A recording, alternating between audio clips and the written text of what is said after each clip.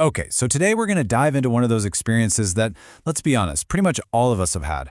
That weird, anxious, kind of catastrophic thinking that seems to ambush you in the middle of the night. We're calling it the 3 a.m. glitch, and we're going to break down the actual science of why your brain does this to you.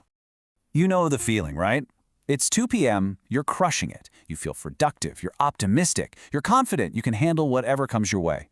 But then, fast forward 12 hours. It's 2 a.m., the house is dark and quiet, and suddenly that exact same brain is absolutely convinced that you're a total failure and it's replaying every single awkward thing you've ever said since middle school. So what is going on here? Seriously, why does your brain turn into your own worst enemy the second the lights go out? Why does a tiny, solvable problem from yesterday suddenly feel like a life-ending catastrophe? Well, that is the central question we're going to get to the bottom of. We're calling this whole phenomenon the 3 a.m. glitch. And here's the most important part I want you to get. This is not a character flaw. It's not you being weak. We're going to look at the actual neuroscience to show you that this is a predictable, almost mechanical bug in your mental hardware. Okay, so to really understand the glitch, first you've got to meet the night shift crew that's running your brain after everyone else has gone home. Let's pull back the curtain and see how this whole internal drama plays out when the sun goes down. First up, let's talk about the main character in our little late-night story, the default mode network, or the DMN. You can think of this as your brain's internal storyteller. Whenever you're not focused on something specific, like when you're just daydreaming or, trying to sleep, the DMN fires up. Honestly, the best way to think about the DMN is like a background app on your phone that you can never, ever close. And at night, when there are way fewer distractions, this app just goes into total overdrive. And for some deep-seated evolutionary reasons, its default job description is basically to scan your entire life for problems, threats, and past mistakes. Not ideal. Now, within this system, you've got two key players who are basically at war with each other. First, you've got the prefrontal cortex, which we're going to call the chief of surgery. This is the part that handles logic, reason, and calm, rational planning. And then, you've got the amygdala, which we'll call the inner toddler. This is your brain's emotional alarm system. It's all about panic, fear, and hitting the big red button. And here's where it all goes wrong. By 2 a.m., your chief of surgery, the logical part of your brain, is completely exhausted. It is clocked out for the night. And that leaves the panicked inner toddler running the entire hospital. This is why those late-night thoughts feel so incredibly urgent and real. You're getting 100% raw emotion with absolutely none of the logic to step in and say, hey, maybe we're overreacting. But wait, there's more.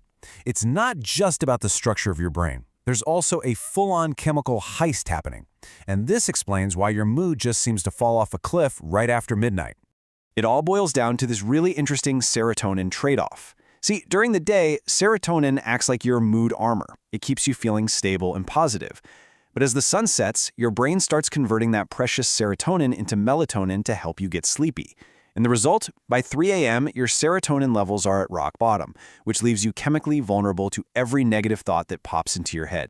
This whole thing actually ties into a really cool scientific theory called the mind after midnight hypothesis. And what it suggests is that our brains are just, well, they're not built to be awake and thinking at this hour. Evolutionarily speaking, being awake at 3 a.m. meant something was wrong. A predator was nearby, the fire went out, so your brain automatically defaults to a state of high alert and negative thinking, basically as a survival mechanism. But hold on, if we're supposed to be asleep, why do we feel so wired, jittery, almost? Well, this chart explains that paradox perfectly. As you can see, your stress hormone, cortisol, should be at its lowest point in the middle of the night. But if you're awake when you're not supposed to be, your body thinks there's an emergency, and it releases a spike of cortisol, creating that awful, tired but wired feeling. And this diagram here shows the actual biological pathway that gets hijacked. Staying up late basically hotwires your HPA axis. That's the whole system connecting your brain to your adrenal glands. It's your body's core stress response system. So now you've got a brain that is chemically sad because of low serotonin, but also biologically jacked up on cortisol. I mean, it is the perfect storm for anxious, catastrophic overthinking. So, knowing all this, how do we fight back? What can we actually do about it? Let's shift from the problem to the solution. Here's a really simple, practical roadmap to help you manage the 3 a.m. glitch and retake control. All right, 3 simple things. First, you have to adopt the wait till morning rule. If a huge, scary, life-ruining thought pops into your head at 3 a.m., you make a deal with yourself. You're not allowed to believe it or act on it until at least 10 a.m. Second, create a no-scroll zone. Do not reach for your phone. The blue light, the bad news, the emails, it's all just fuel for the DMN's anxiety furnace. And third, help your chief of surgery get ready for the night by creating a wind-down routine, like dimming the lights around 9 p.m. As we wrap this up, let's just zoom out for a second and think about the big picture here. Because understanding this glitch, it isn't just about getting a better night's sleep, it's really about recognizing that learning to manage your own mental hardware is one of the most critical skills you can have for navigating the modern world. So let's just quickly recap the most crucial points to remember.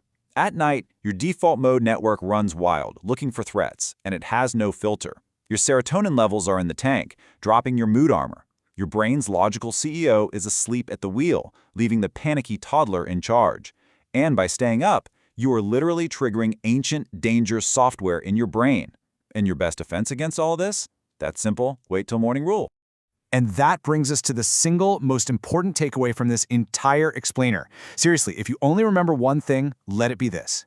Never ever make a life-altering decision during what you now know is just a temporary, predictable, biological glitch. Just wait. Wait for the sun to come up. Wait for your logic to come back online.